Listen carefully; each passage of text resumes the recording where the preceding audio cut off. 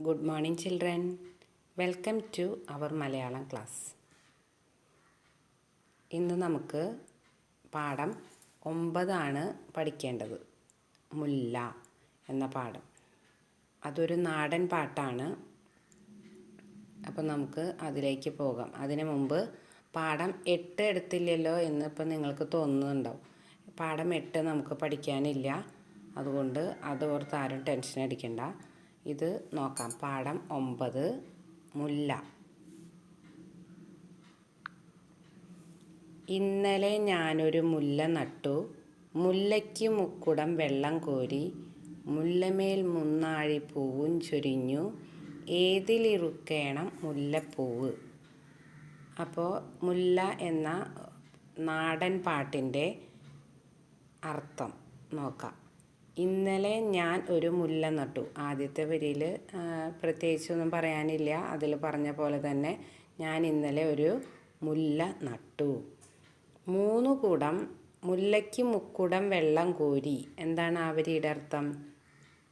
3 കുടം വെള്ളം കോരി മുല്ല നനച്ചു എന്നർത്ഥം. അടുത്ത വരി മുല്ലമേൽ മുന്നാഴി പൂവും ചൊരിഞ്ഞു.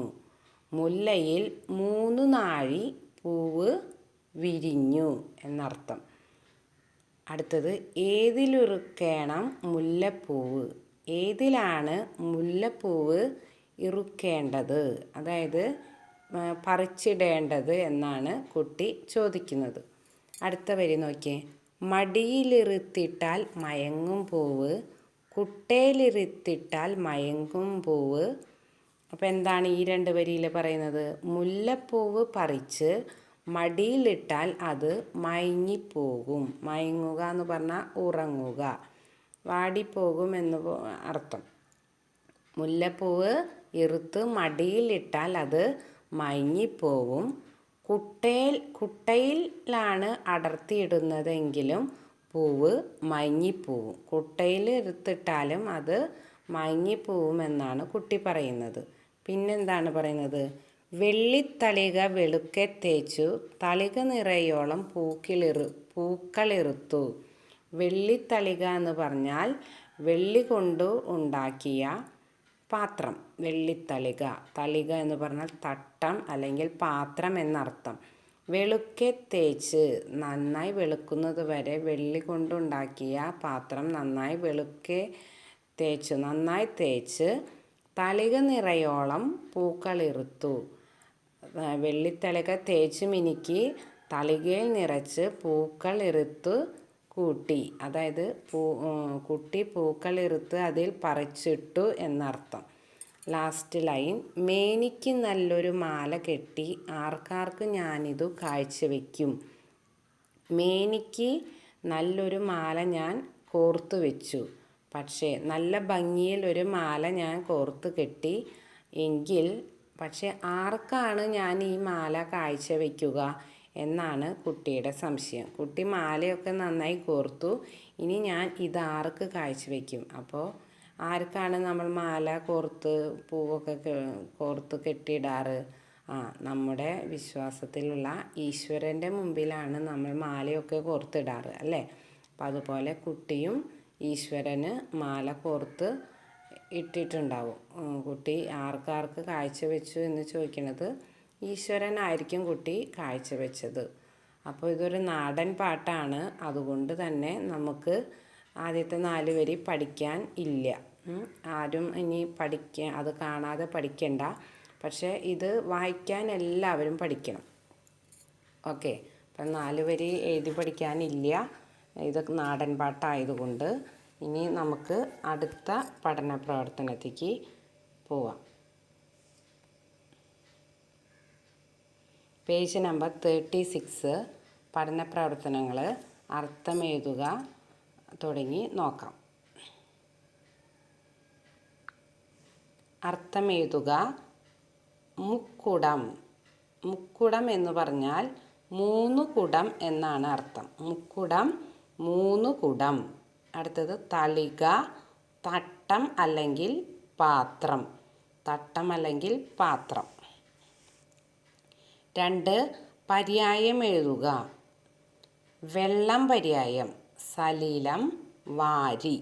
വെള്ളം പര്യായം സലിലം വാരി. അടുത്തത് പൂവ്.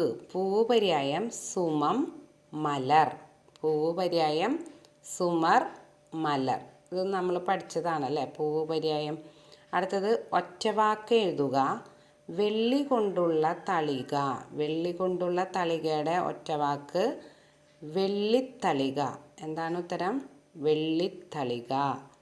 മുല്ലയിൽ ഉണ്ടാകുന്ന പൂവ് മുല്ലപ്പൂവ്. മുല്ലയിൽ ഉണ്ടാകുന്ന പൂവ് മുല്ലപ്പൂവ്. അടുത്തത് പിരിച്ചെഴുതുക. ഞാനൊരു. ഞാനൊരു എന്ന വാക്കിനെ 2 വാക്കാക്കി എഴുതുമ്പോൾ ഞാൻ പ്ലസ് ഒരു. ഇവിടെ എന്താണ് വ്യത്യാസം? നോ എന്ന അക്ഷരം പിരിച്ച് എഴുതിയേക്കാണ്. അതെങ്ങനെ? ഞാൻ എൻ എന്ന അക്ഷരവും എൻ എന്ന ചില്ലക്ഷരവും ഒ എന്ന സ്വരാക്ഷരവും എൻ എന്ന ചില്ലക്ഷരവും ഒ എന്ന സ്വരാക്ഷരവുമാണ് ഇവിടെ പുതിയതായിട്ട് വന്നത്. പോയി അക്ഷരം നോ എന്ന അക്ഷരം പോയി എൻ എന്ന ചില്ലക്ഷരവും ഒ എന്ന സ്വരാക്ഷരവുമായി വന്നു. വെള്ളമൊഴിച്ചു. അതെങ്ങനെ പിരിച്ചു പറയാ? വെള്ളം പ്ലസ് ഒഴിച്ചു. ഇവിടെ മോ എന്ന അക്ഷരം പോയി അം എന്ന ചിഹ്നവും ഒ എന്ന സ്വര അക്ഷരവും വന്നു. വെള്ളമൊഴിച്ചു എന്നതിലെ മോ എന്ന അക്ഷരം പോയി ലം ലാടെ കൂടെ അം എന്ന ചിഹ്നവും സ്വരചിഹ്നവും ഒ എന്ന സ്വരാക്ഷരവും വന്നു. അതാണ് അതിലെ വ്യത്യാസം. അടുത്തത് ചേർത്തെഴുതുക. മടി പ്ലസ് ഇൽ. മടി പ്ലസ് ഇൽ എന്നതിലെ വാക്കിനെ ചേർത്തെഴുതുമ്പോൾ മടിയിൽ. അവിടെ എന്താണ്? ഏതക്ഷരമാണ് വന്നത്? ഇ എന്ന അക്ഷരം പോയി. പ്ലസ് കഴിഞ്ഞിട്ടുള്ള ഇ എന്ന അക്ഷരം പോയിട്ട് പുതിയ അക്ഷരം വന്നു ഈ.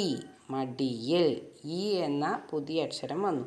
നല്ല പ്ലസ് ഒരു. അതെങ്ങനെയാണ് ചേർത്തെഴുതുക?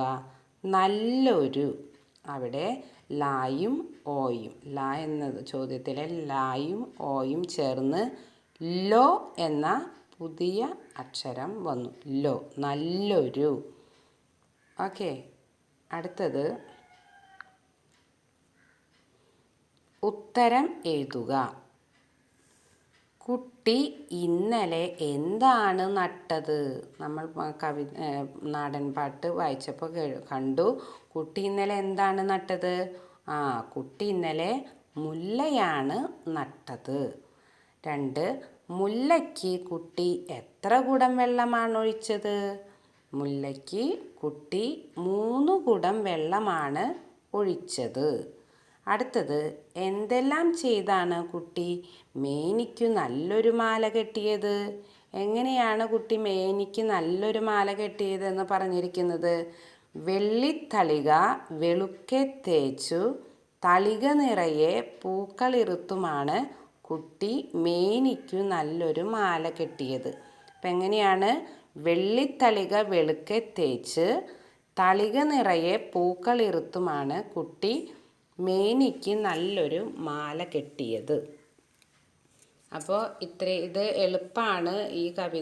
ഈ നാടൻ പാട്ട് വളരെ എളുപ്പമാണ്. അതുകൊണ്ടാണ് ടീച്ചർ ഉത്തരം എഴുതുക വരെ എടുത്തത്. അപ്പോൾ ഇത് എല്ലാം ടെക്സ്റ്റ് പുസ്തകത്തിൽ പെൻസിൽ ഉപയോഗിച്ച് വൃത്തിയായി എഴുതുക. അത് കഴിഞ്ഞ് 5 ടൈംസ് അർത്ഥം തുടങ്ങി ഉത്തരം വരെ ഉള്ളത് എഴുതി പഠിക്കണം. നാടൻ പാട്ട് വായിക്കാൻ എല്ലാവർക്കും കിട്ടണം. ഗൂഗിൾ മീറ്റിൽ വായിപ്പിക്കും. ഓക്കെ. Thank you.